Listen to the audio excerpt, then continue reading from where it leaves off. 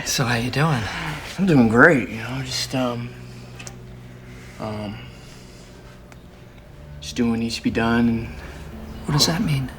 I'm sorry, Dad. Why don't we just have lunch and talk? We can do that, right? Please. Egunon, buenos días.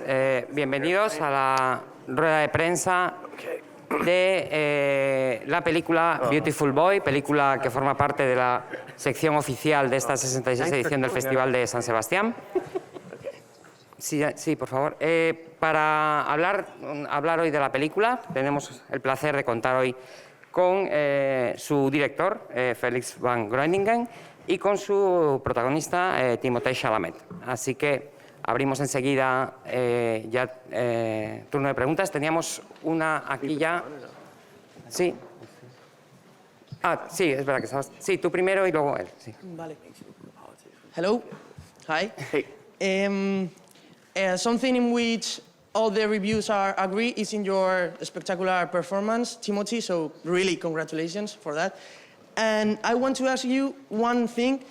Has this film affected you psychologically, or has it touched you inside to the point to change your personality of something about you after this film? Thank you so much. Well, thank you for saying that for the first thing you said about the movie. And I think any and all good things about this movie are thanks to Felix right here, who's an incredible director. And I think a lot of people here will have seen Broken Circle Breakdown, which is Felix's other film. Obviously, he made Belgica before this one, but that's maybe the one closest to Beautiful Boy. If anything stayed with me, it was simply that addiction knows no boundaries. It doesn't discriminate based on race or class or gender. Anyone can be affected by addiction and alcoholism. In the United States right now, where I'm from, this is particularly a crisis right now. You have an opiate crisis in America where a large part of the population is addicted to opiates. And in America right now, more than car accidents, more than gun violence, more than car accidents, addiction and overdoses, that's the biggest killer right now.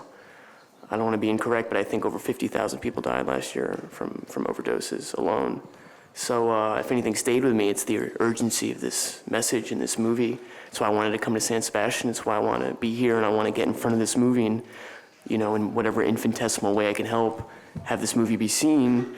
Because to conclude, lastly, again, where I'm from, this country's dealing with it right now. But even more tragically, a lot of young people are dealing with it right now. And if beating addiction is a crazy thing in and of itself, to try to beat addiction when you're at a young age seems, like an enormous challenge, which is what the movie's about. So, thank you. Thank you. Gracias. Sí, aquí tenemos una pregunta. Hola, ¿qué tal? Buenos días. Quería preguntar al director por... You could put your headphones? Okay. Yes, channel 3. And you will have English. Quería preguntar al director por la selección musical de la película, en base a qué la eligió, porque son grupos conocidos mayormente, y sobre la iluminación también, si está tratada especialmente según el tipo de escena que se está viendo en pantalla, o cómo fue el tratamiento y el trabajo con el director de fotografía. Y a Timothée Chalamet quería saber también pues un poco cómo trabajó su personaje, qué tipo de entrevistas, qué documentación manejó a la hora de crear el personaje. Gracias. So about the music, it was really inspired by the books on which this movie is based on. The movie is based on two memoirs written by David and Nick Sheff. They both wrote their story about what their family went through, each from their very specific point of view. What was clear in the books is their shared passion and love for music, and they have a very eclectic taste. So during the development of the movie, some of that found its way into scenes like the Nirvana scene, or obviously the Beautiful Boy scene, where he sings the John Lennon song for his son. But in post-production too, I always knew I wanted to play with needle drops with big songs being part of this movie. But it was only in the edit where we really made the radical choice to not use any score and only use needle drops. And it made us go one step further in creating the soundtrack of their lives. Make the movie work as the soundtrack, or make the score work as the soundtrack of their lives. And as the movie also like plays with time and flows through time, like memory works, it was the idea that the music works like that too. The work with the DP, Ruben Impens, he is my, he shot this film, he shot all my previous films. My team around me, my closest artistic collaborators are Ruben, the DP, and Nico, who edited the movie. And yeah, our process is very organic. We don't, you know, when we start the movie, we have a couple of ideas and we take it from there. And then we during rehearsing, Ruben will be part of the rehearsals. We will very slowly build a style coming from a couple of very basic ideas. And here, the idea was not to impose too much. We wanted things to play out, shoot it fairly widely, and an important element also was nature, of course. Where this was shot was really, really beautiful, and we wanted to, incorporate that in like the very wide shots when they're driving or when David's walking, and also have it culminate in the house where they live in, which is a little paradise that David created for his family. Sí, tenemos aquí pregunta. Hello. Wasn't there? Sorry. Do you want to? Yeah. Okay, sorry. I don't want to ramble either. Well, simply, again, there were the two books, as Felix alluded to, Beautiful Boy and Tweak, that were good source material to pull from.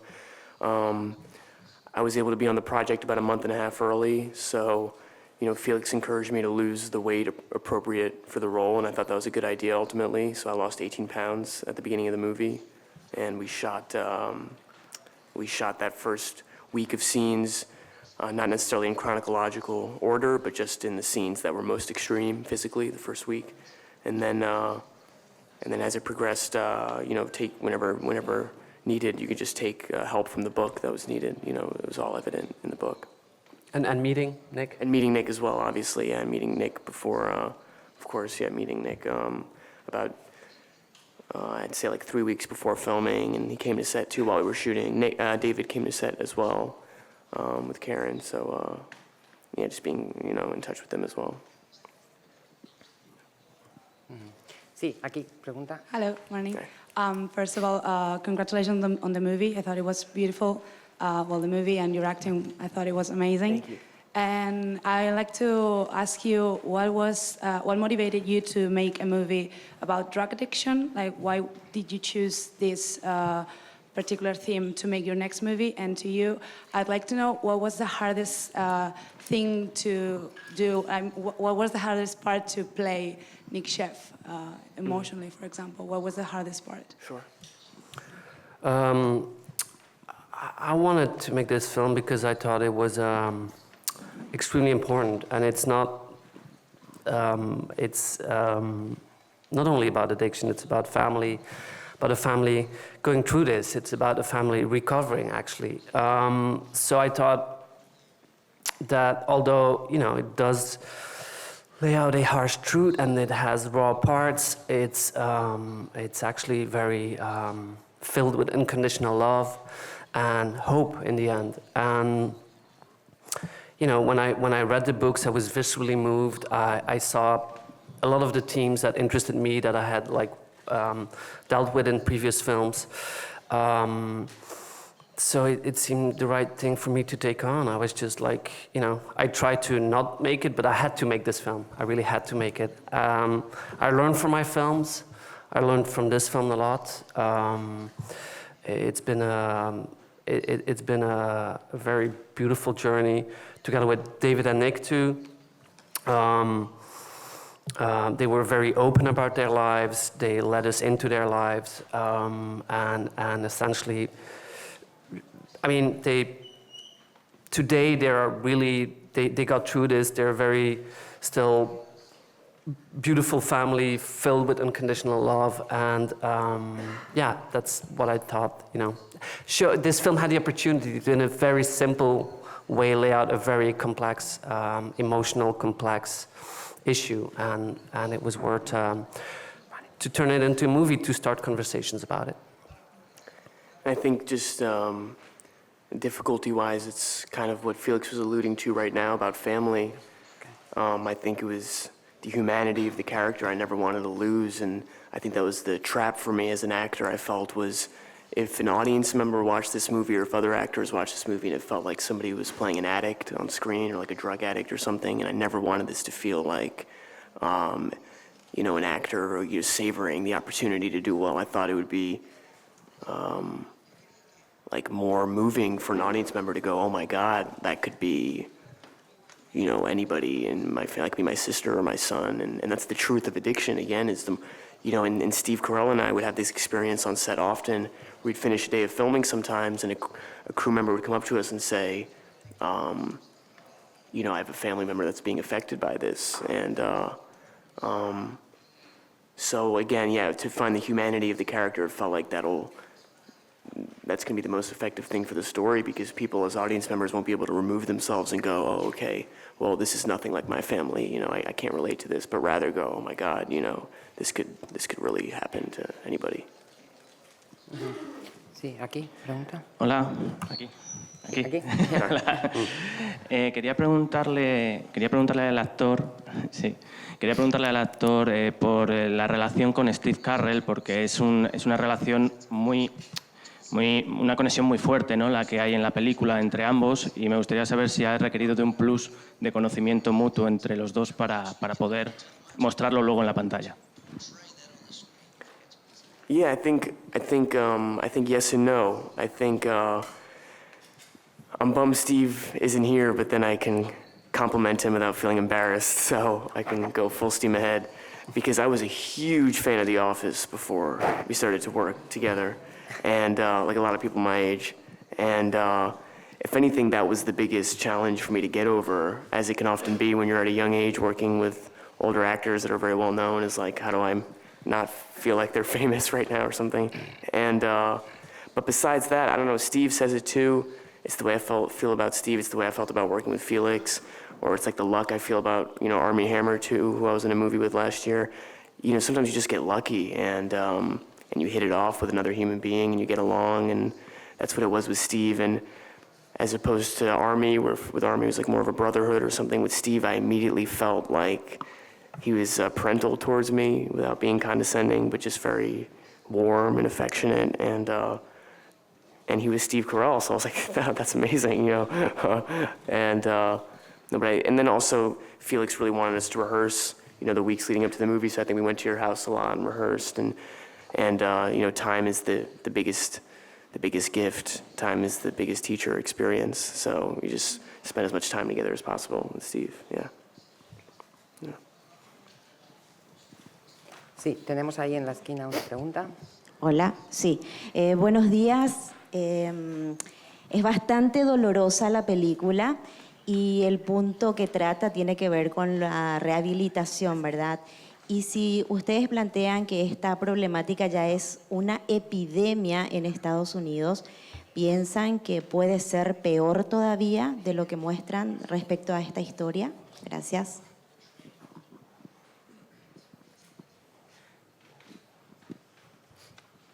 Do you want to answer? Yeah. You're American. Yeah, I'm American. No, Yeah, I mean, is that right? Sure, of course. Yeah, I mean, it's tough because I have a smile on my face, but that's a huge. It's the biggest problem in the U.S. right now. Like I said before, more than car crashes or gun violence, or it's addiction and overdoses. And tragically, a lot of young people are dealing with this. It's very interesting when we do these press conferences with Steve and we hear how the movie's discussed. And one of the big things I hope the movie tries to accomplish, and what a dialogue about addiction accomplishes, is that it stops becoming so taboo. And and you can kind of discuss these things more in the open without a sense of embarrassment, and there's not a sense of shame about it. But weirdly, I feel like for people, you know, my age, I even think there's another swing to it, where I think there's a taboo around drug addiction, things like that. But then there can be a glorification of it too, and kind of a martyrdom, and a sacrificial idea towards like Xanax or opiates or these drugs that make you totally numb out and disappear. And I think there's a real sense of disillusion, and I think, you know, these things like across the last 50 years can be presented as solutions to people. And once you're in the cycle, which is what the movie's about, once you're in the cycle, you're really in it, and it's very difficult to get out of. So yeah, I think this is an enormous epidemic in the United States. I wouldn't be so cavalier or confident or anything to say this movie is a solution or a fix, but I think it can help, you know, at least be like a mirror, like a reflection of sorts, and kind of like a story as to what's really going on in the States right now, or in the world, really. For me, actually, I come from Belgium. Yet when I read those books, I felt that I too, I just saw the way the family dealt with it, and what I understood from addiction, and the ones loving people going through it, have to deal with. What I learned from how the Chef family dealt with it, how they found their way through it, how they struggled and were very open about their struggle. From all of that, I learned that actually me too in the past, and my family too, had not had those tools when in our family we had dealt with it. So I thought that was the most important thing for this film to do, just share a story of people who struggle with it, and create empathy for those people. Sí, allí. Hello, hi.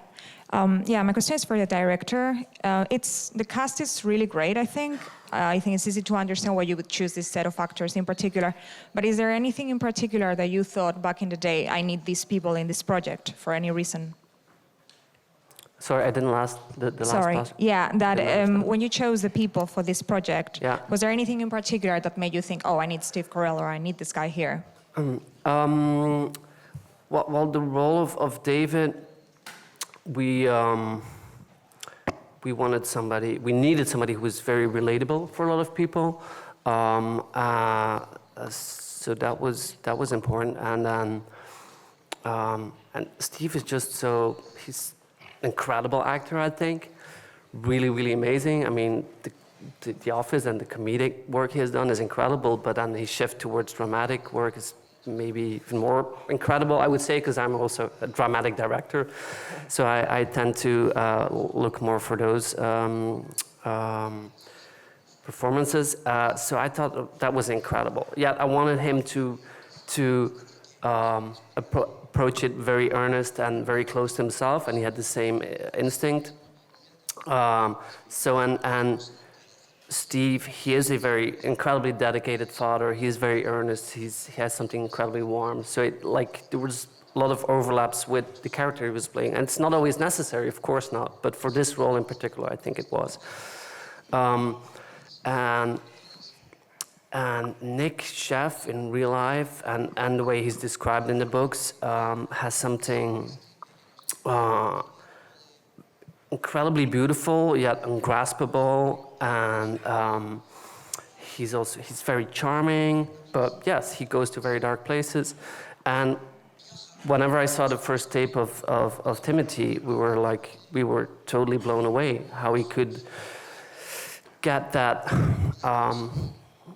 find that very particular way of dealing with a dad. Like there was this one scene where it was when he was presenting the joint that he did on the audition tape, and just he got that very specific adolescent playing with his dad, having a connection but hiding things, and then like a minute later he was doing another scene and it was just like totally blowing me away in playing someone who's totally strung out but always keeping that humanity. And then we did a couple of rounds, but from the first time I met him, I was just enthralled by Timothy, by his energy, by his everything, by his whole being. He doesn't come in just a little bit, he comes in with everything, and it was amazing. Thank you. Of course.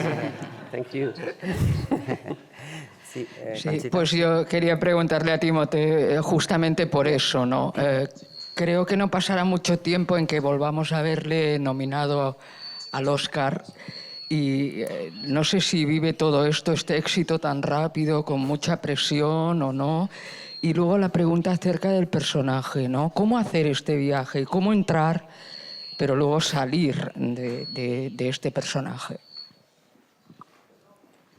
Yeah.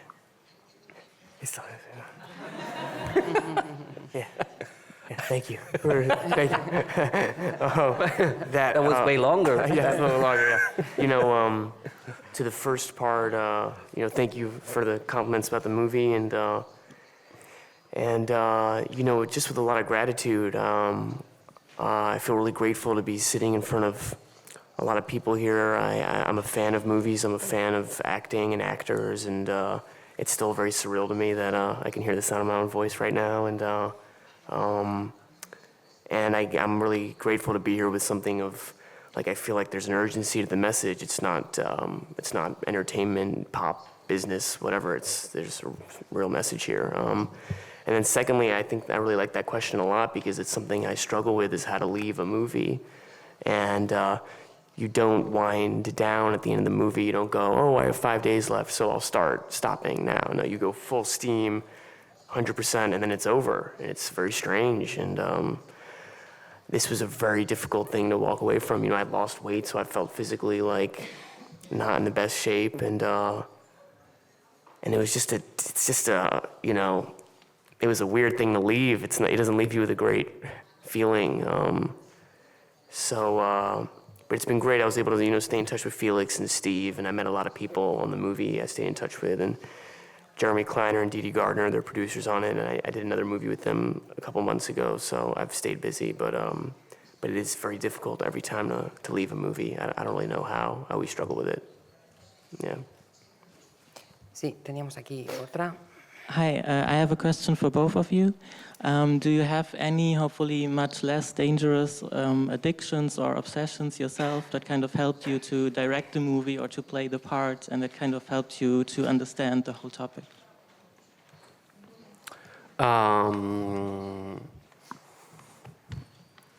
There's a fear in me to become addicted to things. I don't think in the end I will, because that fear is so big. But obviously it's something that plays.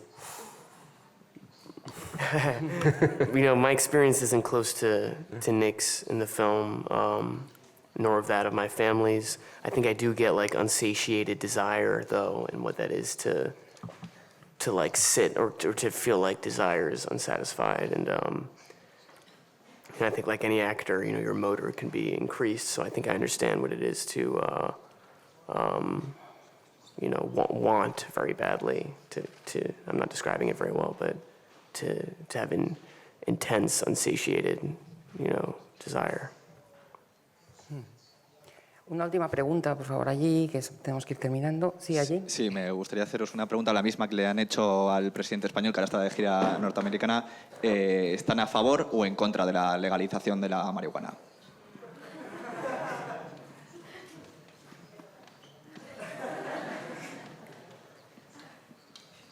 The Spanish president's in the United States right now? Is that true? Is that what he said? No, the Spanish president is... I also missed the part of it. Yeah. What do you say? But the question is if we are for or... Sí, había visitado a Justin Trudeau, el presidente de Canadá, y le habían preguntado a ver si estaba a favor o en contra de la legalización de la marihuana. Entonces, les preguntaba a ustedes, a cada uno de vosotros, a ver si están a favor o en contra. Gracias.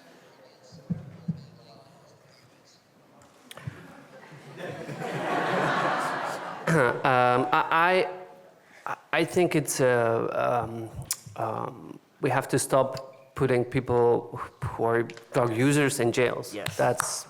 It's not a crime. That's all I have to say.